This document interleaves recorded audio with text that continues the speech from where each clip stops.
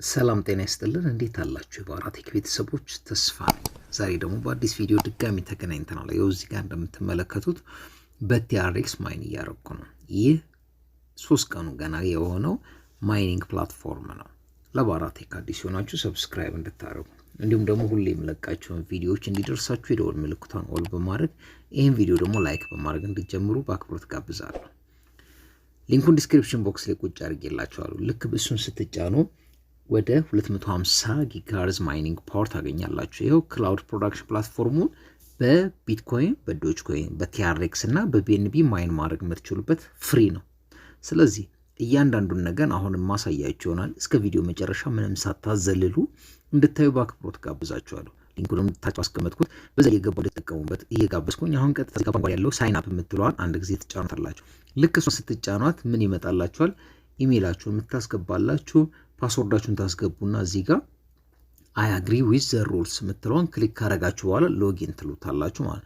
ቀጥታ ሎጊን ስትሉት ወደ ዳሽቦርዱ ነው ይዟችሁ የሚሄደው ማለት ነው። እዛ ዳሽቦርዱ ላይ ስትሄዱ ቅድም እንዳልኳችሁ በቢትኮይን፣ በቢኤንቢ፣ በቲአርኤክስ እና በዶጅኮይን ማይን ማድረግ የምትችሉበት ፕላትፎርም ነው ማለት ነው። አሁን እንግዲህ እንደምትመለከቱት ዳሽቦርዳችን ላይ ይሄን ይመስላል ማለት ነው። ለምሳሌ እኔ አሁን ማይን እያደረኩ ያለሁት በቲአርኤክስ ነበረ።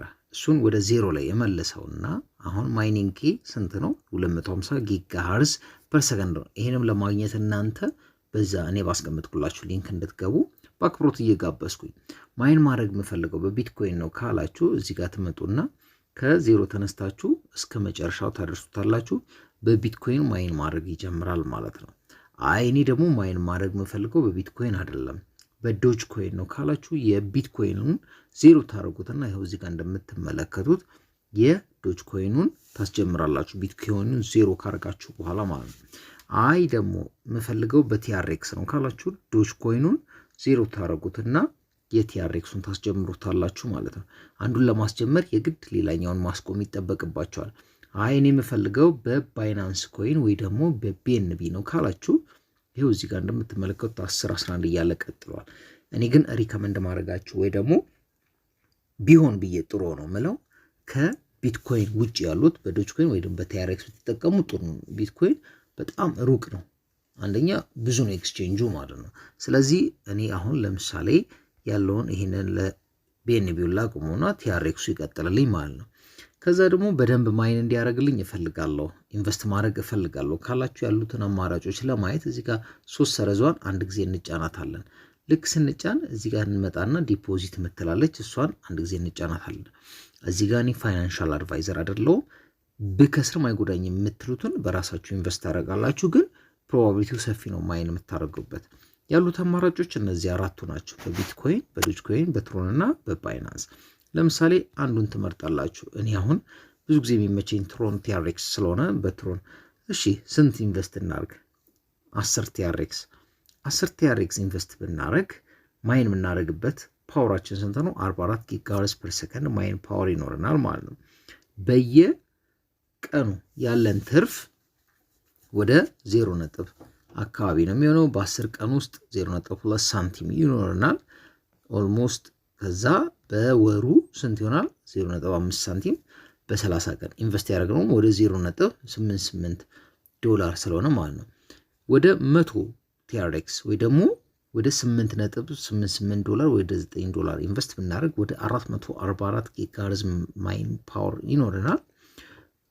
በየወሩ ወደ 8 ዶላር ማግኘት እንችላለን ማለት ነው። 1000 ቢሆንስ 1000 ቲአርኤክስ ኢንቨስት ብናደርግ ወደ 4443 ጊጋሄርዝ ማይኒንግ ፓወር ሲኖረን 106 ዶላር በየወሩ 106 ዶላር ኢንቨስት ትርፍ እናገኛለን ማለት ነው። ከዛ ደግሞ 5000 ቲአርኤክስ ኢንቨስት ብናደርግ 5000 ቲአርኤክስ ማለት ወደ 444 ዶላር ሲሆን ወደ 22215 ጊጋሄርዝ ማይኒንግ ፓወር ሲኖረን በየወሩ 533 ዶላር ወይ ደግሞ በየወሩ ካገኘነው ኢንቨስት ካረግነው በላይ ማግኘት እንችላለን። ገንዘባችን ኢንቨስት አድርገን ማይን የምናደርግበትን አማራጮች አየን። ከዛ ማይን ያደረግነው ደግሞ እንዴት ነው ወጪ የምናደርገው ደግሞ ወይ ደግሞ ሚኒመም ከኛ ስንት ይጠበቃል የሚለውን እኔ ከዚህኛው ሳይት ሎግ አውት እንልና ፍሪኩዌንትሊ አስክድ ኩዌስችን ወደ ታች ወርደን የምናገኘው ይሆናል።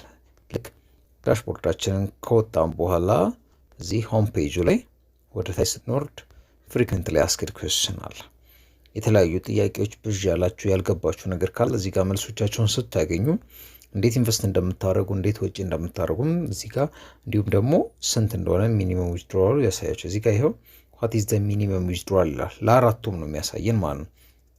ለምሳሌ በቢትኮይን ማይን አድርገን ከሆነ ሚኒመሙ 0.0002 ስንደርስ ወጪ ማድረግ እንችላለን። እንዲሁም ደግሞ በቢኤንቢ ማለት ባይናንስ ኮይን ከሆነ ደግሞ 0.025 ሲሆን ወጪ ማድረግ እንችላለን። በቲአርኤክስ 75 እና በዶጅ ኮይን ደግሞ 85 ላይ ስንደርስ እዚህ ጋር እንደምትመለከቱት እንግዲህ ሚኒመሙን አሁን አይተናል። በቢኤንቢም በቲአርኤክስ በዶጅ ኮይን እና በቢቲሲ ያለውን ካየን በኋላ ደግሞ ቀጥታ ሎጊን እንበልና እንዴት ነው ወጪ የምናደርገው ስንት ስንደርስ እንደነበረ አሁን አይተናል። እዚህ ጋር ድጋሚ ሎጊን እንለዋለን። እንደምትመለከቱት እንግዲህ ማይኒንጉ ቀጥሏል። ይሄውን ወደ 0.65 TRX ደርሻለሁ። ስለዚህ አሁን የመጨረሻው ስቴፓችን የሚሆነው ምንድነው? ወደ ታች እንወርድና ቀጥታ እንዴት ዊዝድሮ እናደርጋለን የሚለው ነው። አሁን ማይኒንግ ፓወሬ 251 ጊጋሄርዝ ፐር ሰከንድ ነው። መርሳት የሌለባችሁ ነገር በየ6 ሰዓቱ እየመጣችሁ ቦነሳችሁን ክሌም ማድረግ ነው። ስለዚህ አሁን ባረጋችሁት ወይ ደግሞ በቢትኮይን ወይ በዶጅ ኮይን ወይ በቲአርኤክስ ወይ ደግሞ በቢኤንቢ ማይን ካረጋችሁ በኋላ ቀጥታ ትመጡና ሪሙቪንግ የምትለዋን አንድ ጊዜ ትጫናታላችሁ ማለት ነው። ልክ እሷን ስትጫኑ እዚህ ጋር ያመጣላችኋል። ቲአርኤክስ ስንት መሆን አለበት?